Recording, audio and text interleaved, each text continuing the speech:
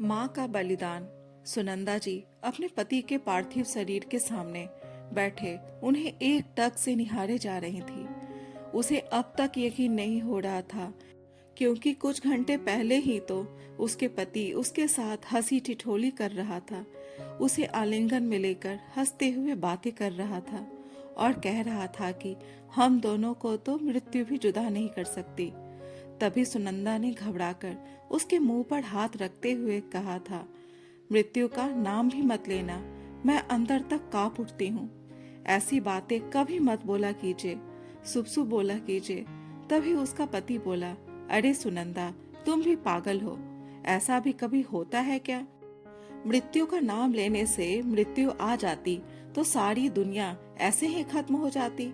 यह सब अंधविश्वास की बातें हैं। यह बात सुनकर सुनंदा हंस पड़ी थी, लेकिन वह क्या जानती थी कि मृत्यु को ललकारने का परिणाम इतनी जल्दी सामने आ जाएगा और उनकी हंसती खेलती प्यार भरी दुनिया यूं खत्म हो जाएगी। जिस समय उसका पति ऑफिस में बैठा था, काम करते करते ही उसे दिल का दौरा पड़ा। सहकर्मी उसे अस्पताल पहुंचाने के लिए दौड़े, परंतु अस्पताल पहुंचने से पहले ही उसकी मृत्यु हो चुकी थी। उसके सहयोगी दुखी मन से उसके मृत शरीर को सुनंदा जी के पास सौंप कर चले गए। पति के मृत शरीर को देखकर सुनंदा को अपनी आंखों पर यकीन नहीं हो रहा था। पथराई आंखों से लगातार उसकी ओर देखे जा रही थी। सुनंदा के तीनों बेटे बड़े हैरानी से अपने पिता के मृत शरीर को देखते तो कभी अपनी माँ को देखते, जो कि दुख से पत्थर हुई बैठी थी। सभी रिश्तेदार रो रहे थे, परंतु सुनंदा जी की आंखों का पानी मानो सूख गया था। आंखों में एक अलग सी गंभीरता छाई हुई थी। कुछ औरतें आपस में कानाफूसी करने लगी कि देखो तो कैसी औरत है, पति के मरने का तो कोई गम ही नहीं है, आंखों में आंसुओं के नामो निशान तक नहीं है। अरे पति के गुजरने का गम नहीं था तो झूठे मूठे आंसू ही बहा देती।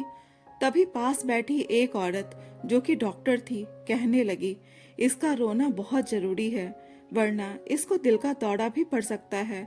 आप लोग कोई ऐसा उपाय कीजिए कि इसका रोना छूट जाए। 6 साल का बेटा गौरव, जिसे कुछ भी समझ नहीं आ रहा था, अपनी माँ से लिपट गया और बोला, माँ देखो ना, पिताजी उठते क्यों नहीं हैं और हमारे घर में यह इतने सारे लोग क्यों आए हैं, सबके सब रो रहे हैं, माँ तुम बोलती क्यों नहीं? यह कहकर गौरव गोद में बैठकर रोने लगा। बीच वाला बेटा 8 साल का था और बड़ा बेटा 10 साल का था, जो कि मृत्यु का अर्थ भली भांति समझता था। उसे मालूम था कि उसके पिताजी अब इस दुनिया में नहीं रहे। अपनी माँ का हाथ पकड़कर रोते हुए बोला, माँ अब पिताजी हमें प्यार करने कभी नहीं आएंगे, पिताजी तो हमें छोड़कर बहुत दूर चले गए हैं, आप तो हमें छोड़कर कभी नहीं जाओगी ना। और ऐसा कहते हुए वह भी अपनी माँ से लिपट गया और फूट फूट कर रोने लगा। बच्चों के रोने की हृदय विदारक आवाजों से आसपास आए सभी लोगों की आंखों में आंसू उमड़ आए। एकाएक सुनंदा जी को भी होश आया तो अपने आसपास बैठे लोगों की ओर देखा और खुद से लिपटे हुए बच्चों की रोने की आवाज सुनी तो जोर से चीख पड़ी। उसके बाद तो उसकी आंखों से जैसे आंसुओं का सैलाब उमड़ उठा और बच्चों को अपने कलेजे से लगाते हुए जोर जोर से रोने लगी और चिल्लाते हुए बोली, मेरे बच्चों, मैं कहीं नहीं जाऊंगी तुम्हें छोड़कर, आज से मैं ही तुम्हारी माँ और बाप दोनों ही हूँ, तुम चिंता मत करो। धीरे धीरे दिन बीतने लगे और सभी रिश्तेदार सांत्वना दे देकर चलते बने, परंतु पैसों से मदद करने की किसी में भी हिम्मत नहीं हुई। वह यह सब देखकर हैरान थी कि जब तक उसके पति जिंदा थे तब तक सभी रिश्तेदार कितना अपनापन दिखाते थे, लेकिन आज सभी आंखें फेर चुके थे। तमाम रिश्तेदारों की भीड़ होते हुए भी वह बिल्कुल ही अकेली थी। जब सुनंदा जी ने अपने पास मौजूद पैसों का हिसाब लगाया तो उसने देखा कि उसके बैंक में केवल थोड़ा सा ही पैसा है, जिससे गुजारा करना बहुत मुश्किल होगा, क्योंकि जो भी पैसा उसके पति ने कमाया था अपना मकान बनवाने में ही लगा दिया था, और मकान भी इतना बड़ा तो नहीं था कि किराए पर चढ़ाकर कुछ पैसा कमा सके। सुनंदा जी के पास ले देकर केवल वही मकान था जिसमें वह अपने बच्चों के साथ सर छुपा सकती थी। सुनंदा जी ने नौकरी करने का विचार बनाया और जिस ऑफिस में उसके पति नौकरी किया करते थे वहां पर उसने नौकरी के लिए अर्जी दी और काफी दौड़ धूप के बाद उसे वहां एक छोटी सी नौकरी मिल गई। ज्यादा पढ़ी लिखी भी नहीं थी, केवल इंटर पास थी, इसलिए नौकरी भी कुछ खास नहीं मिली। उसकी तनख्वाह से गुजारा मुश्किल था, इसलिए घर पर ऑफिस से लौटने के बाद वह छोटे छोटे बच्चों को ट्यूशन पढ़ाने का काम करने लगी। हालांकि ट्यूशन से भी उसे ज्यादा आय नहीं होती थी, क्योंकि लोग कम पैसों में ही काम निकलवाना चाहते थे। उसका बड़ा बेटा तो पहले से ही स्कूल जाता था, जिसके कारण किताबों और फीस में ही काफी पैसे खर्च हो जाते थे। परंतु अपने दोनों छोटे बच्चों को उसने घर पर ही पढ़ाने का सोचा। बड़ी मुश्किल से अपनी गृहस्थी चलाने लगी। उसके पति ने अपना एक छोटा सा बीमा करवाया था। उसकी मृत्यु के बाद उस बीमा की 3 लाख की रकम मिली थी, लेकिन उस रकम को इस्तेमाल करने की बजाय उसने बच्चों की आगे की पढ़ाई के लिए रख दिया। उसके ससुराल में 2 जेठ भी थे, जिन्हें पैसों की कोई कमी नहीं थी, लेकिन किसी एक भी रिश्तेदार ने आकर उसे पैसों से सहायता नहीं की। परंतु सुनंदा जी ने भी हार नहीं मानी। दिन रात एक करके वो अपने बच्चों के लिए पैसे कमाती। थोड़ा बहुत समय मिलता भी तो वो कपड़े सिलने का काम कर लेती।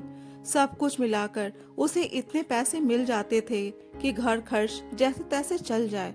परंतु जैसे तैसे बच्चे बड़े होते गए, घर का खर्च भी बढ़ता गया। हर दिन बीतने के साथ महंगाई भी बढ़ती जा रही थी। बच्चों का भविष्य बनाने के चक्कर में उसने अपना ध्यान भी नहीं रखा। अपने बच्चों को पौष्टिक आहार खिलाने की हर संभव कोशिश करती, परंतु खुद न खाती और बच्चों को भी मालूम नहीं था कि उनकी माँ आधा पेट रूखा सूखा खाकर सो जाती है। परिणाम स्वरूप सुंदर सी दिखने वाली सुनंदा जी कंकाल मात्र रह गई।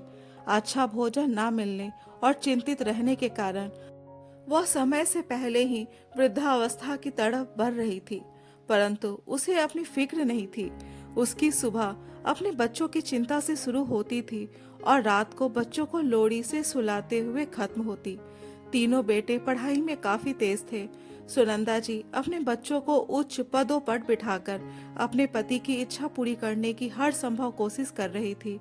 उसके पति हमेशा कहा करते थे, सुनंदा, हम अपने बच्चों को इस लायक बना देंगे कि लोगों के लिए एक मिसाल कायम हो जाएगी। अपने पति की यह बात हर पल उसके दिलो दिमाग में घूमती रहती। समय बीतने के साथ साथ तीनों बेटे जवान हो गए और मुश्किलों का सामना करते करते सुनंदा जी ने अपने बेटों को इस लायक बनाया कि उन्हें अच्छी नौकरियां मिल गई। सुनंदा जी इसी बात से संतुष्ट थी कि उसने अपने पति की दिली इच्छा को आज पूरा कर दिया था। उसका बड़ा बेटा एक बैंक में बहुत बड़े पद पर था। बीच वाला बेटा बड़ी कंपनी में डायरेक्टर था, जबकि सबसे छोटा बेटा पुलिस अधिकारी था। उन तीनों के लिए अब अच्छे अच्छे परिवारों से रिश्ते आने लगे थे। बड़ा बेटा अपनी पसंद की लड़की से प्यार करता था और उससे शादी करना चाहता था। जब उसने यह बात अपनी माँ से बताई तो सुनंदा जी बोली, बेटा, जो भी लड़की तुम्हें पसंद हो तुम विवाह कर सकते हो, क्योंकि जीवन तुम्हें उसके साथ निभाना है और मुझे खुशी होगी यदि तुम अपनी पसंद की बहू लेकर आओगे। सुनंदा जी के बड़े बेटे रोहित ने अपनी पसंद की लड़की से विवाह कर लिया। अब सुनंदा जी ये सोच सोचकर खुश थी कि अब उसका साथ देने वाली कोई लड़की आ जाएगी और वह अपनी जिम्मेदारियों से कुछ हद तक मुक्त हो पाएंगी। परंतु उसकी सारी उम्मीद चकनाचूर हो गई, क्योंकि वह तो उम्मीद से बिल्कुल परे निकली। सुनंदा जी की बहू का नाम खुशी था, लेकिन वो अपने नाम के बिल्कुल विपरीत थी और जहर जैसी कड़वी थी। आते ही उसने सुनंदा जी पर अपना हुक्म चलाना शुरू कर दिया। घर के काम में अपनी सास का हाथ बटाना तो दूर की बात थी, वो अपनी सास को देखना तक पसंद नहीं करती थी। और तो और उसे अपनी सास का किया हुआ कोई काम भी पसंद नहीं आता था। हर बात पर अपनी सास को कहती कि आपको तो कोई काम करने का तरीका ही नहीं है, कभी कहती कि आपकी इतनी उम्र हो गई, इतनी अधेड़ औरत होकर भी आपको अच्छा खाना बनाना नहीं आता। हमारे घर में तो नौकर भी आपसे अच्छा खाना बनाते हैं कि लोग उंगलियां चाटते रह जाएं। रोज रोज इस तरह के ताने सुनते सुनते एक दिन सुनंदा जी ने परेशान होकर अपनी बहू से कह दिया, बहू, यदि मेरे हाथ का बना खाना पसंद नहीं आता तो एक अच्छा खाना बनाने वाला रख लो, तुम्हें खाने की कोई शिकायत नहीं रहेगी। इतनी बात सुनने की देर थी कि बहू खुशी गुस्से से तमतमा उठी। क्या मतलब है आपके कहने का कि अच्छा खाना बनाने वाला रख लो? अगर आपको खाना बनाना नहीं आता तो कम से कम सीखने की कोशिश तो कर सकती हैं। उल्टा मुझे ही सुना रही हैं कि क्या नौकर रखने में पैसे खर्च नहीं होते? कौन देगा वो पैसा? आप देंगी क्या, जिसके पास फूटी कौड़ी भी नहीं है? हम दिन रात मेहनत करके पैसा कमाते हैं, कोई मुफ्त में बैठकर रोटियां नहीं खाते। अपनी बहू की नीम से भी कड़वी बातें सुनकर सुनंदा जी तो अवाक सी रह गई। दिन रात वह काम में जुटी रहती थी और कोई सामने से उसे जाकर इतना भी नहीं कहता था कि माँ तुम थक गई होगी तो थोड़ा सा आराम ही कर लो। कितनी बार अपने पति रोहित के सामने ही खुशी अपनी सास की बेइज्जती कर देती थी, परंतु उसे डांटना तो दूर की बात है, वह केवल मूक दर्शक बनकर रह जाता। सुनंदा जी मन ही मन में सोचती कि इन बच्चों के लिए मैंने क्या कुछ नहीं किया, कितना कुछ सहन किया, लेकिन आज यही बच्चे मुझे यह सिला दे रहे हैं। कैसी मेरा खून कितना निर्दय हो गया। सुनंदा जी का दिल टूट चुका था, लेकिन माँ के किसी कोने में एक आस थी कि जब बीच वाले बेटे सुमित का विवाह होगा तो उसकी पत्नी जरूर अच्छी आएगी, जो उन्हें समझेगी, उनका आदर सत्कार करेगी। सुनंदा जी को विश्वास था कि भगवान इतना निर्दय नहीं हो सकता, परंतु जब दूसरी बहू पल्लवी आई तो सुनंदा जी का विश्वास धराशायी हो गया, क्योंकि पल्लवी भी खुशी से कुछ कम नहीं थी। वह एक मॉडर्न लड़की थी जिसे ना तो अपनी सास के साथ रहना पसंद था और न ही घर का काम करना। उसे अपनी सास के कपड़े देखकर भी घिन आती थी, क्योंकि सुनंदा उसे अपनी सोसाइटी की नहीं लगती थी। एक दिन जब घर पर पल्लवी की सहेलियां आई हुई थी और हंसी मजाक चल रहा था, उसी समय सुनंदा जी उनके सामने से होकर निकली। पल्लवी उस समय तो कुछ नहीं बोली, परंतु अपनी सहेलियों के जाने के बाद अपनी सास पर बरस पड़ी। क्या जरूरत थी आपको मेरी सहेलियों के सामने आने की? यह तो भगवान का शुक्र है कि सबने आपको मेरे घर की नौकरानी समझा। अगर उन्हें पता चल जाता कि मेरी सास हैं आप, तो क्या इज्जत रह जाती मेरी। कितनी हंसी उड़ाती वह लोग मेरी, क्या आपको अंदाजा भी है? अरे भिखारी भी आपसे अच्छे कपड़े पहनते होंगे।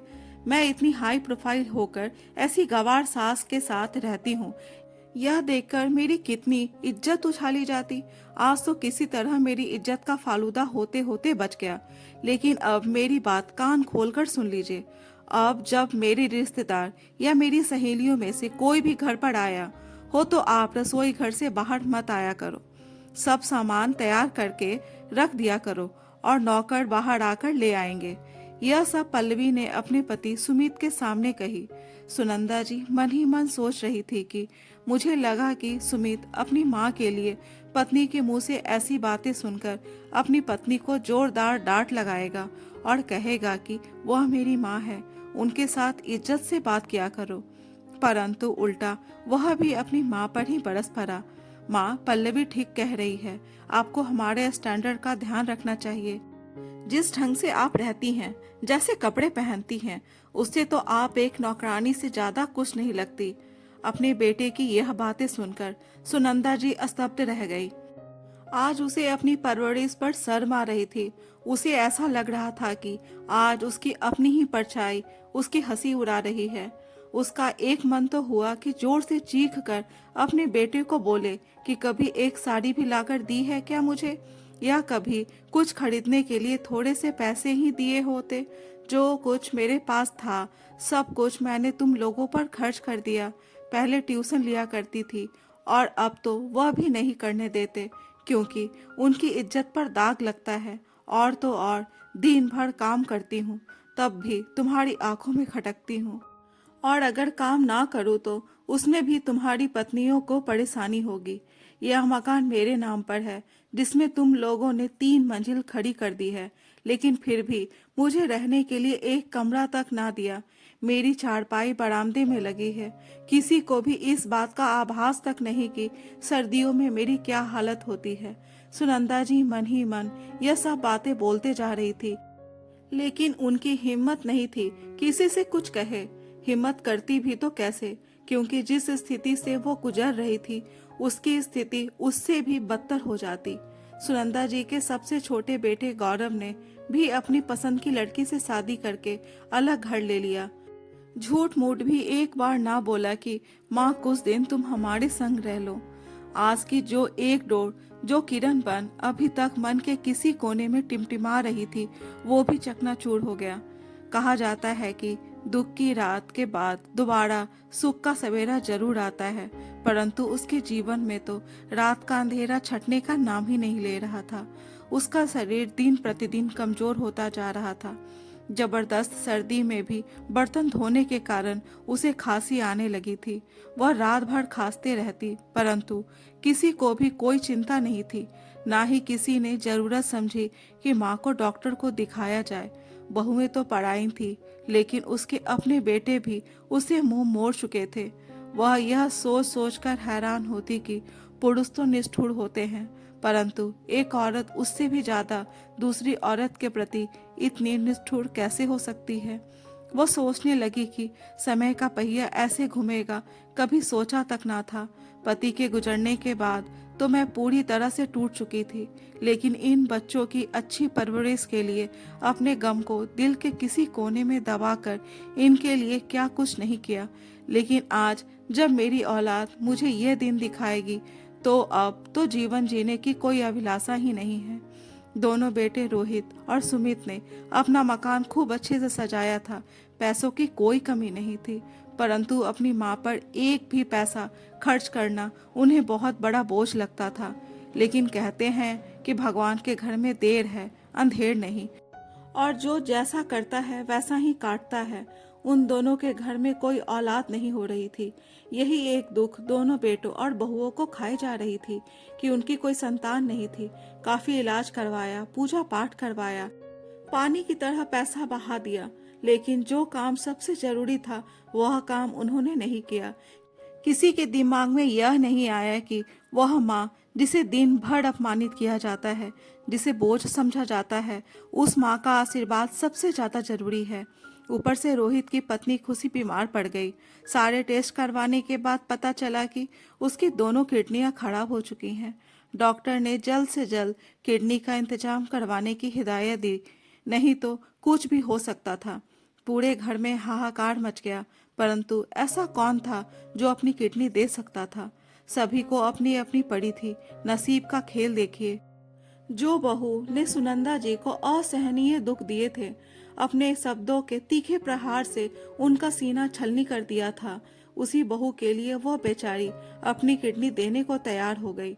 वह जीवन भर त्याग की मूर्ति बनी रही ताकि सभी को खुश रख सके, परंतु किसी ने उसकी कीमत नहीं आकी। ना तो बेटे बहू उसे कुछ समझते थे और न ही किस्मत ने उसका साथ दिया।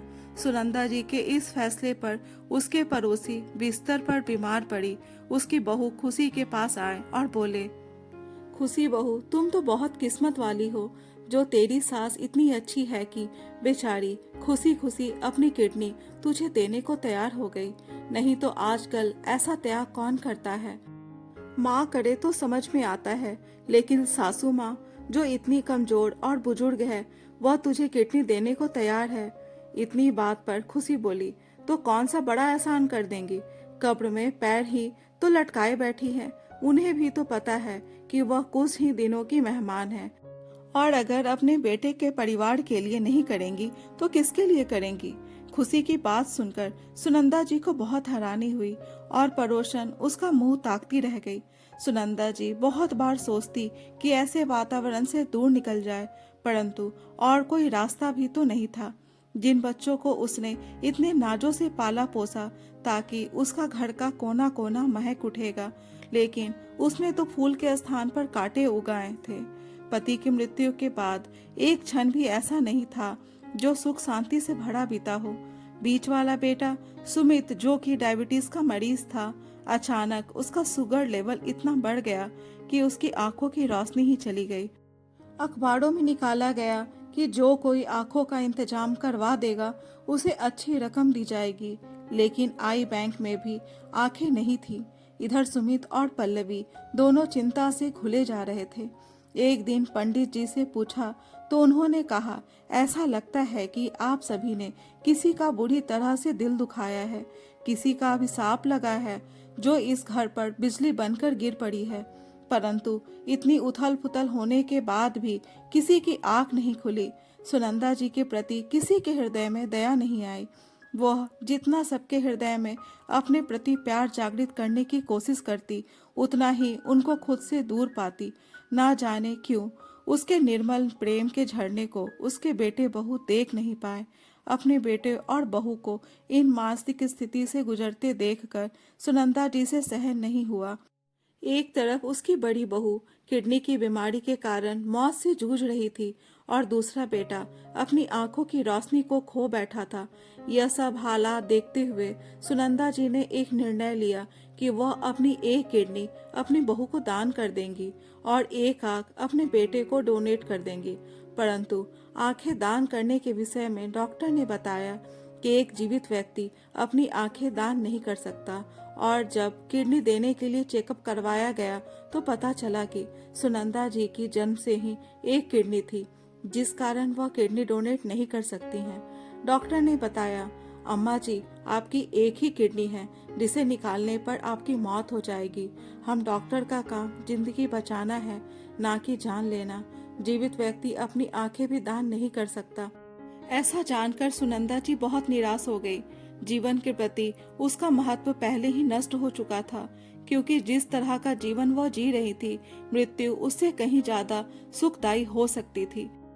यह सोचकर उन्होंने एक उपाय सोचा कि अब तक वह आहुतियां ही देती तो आ रही थी, परंतु किसी ने उसकी कदर नहीं जानी। किसी को उसके बलिदान का आभास तक नहीं हुआ। ना तो उसके परिवार का कोई सदस्य उसे प्यार दे सका और ना ही उचित सम्मान। तो ऐसे जीवन को ढोने का क्या फायदा।